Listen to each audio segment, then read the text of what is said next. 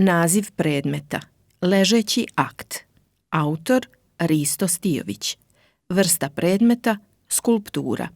Materijal: kamen, mermer. Vrijeme nastanka: nepoznato.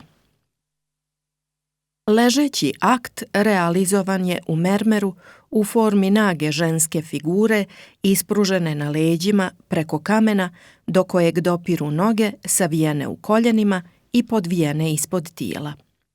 Glava djevojke zabačena je skroz unazad tako da se spušta preko kamena, oslanjajući se na njega tjemenom. Duga kosa pada naniže, prelazeći i na bočnu stranu bijelog mermernog postolja.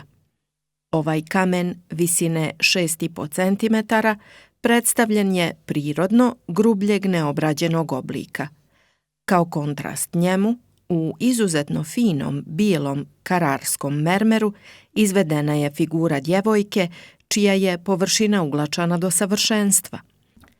Ruke, oslonjene na laktovima, ispružene su u mirnom položaju duž ivice grubljeg kamenog postolja.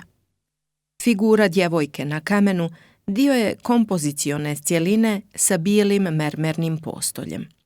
Drugo, nešto uže postolje od crnog mermera istaknuto je kao baza i okvir skulptoralne kompozicije.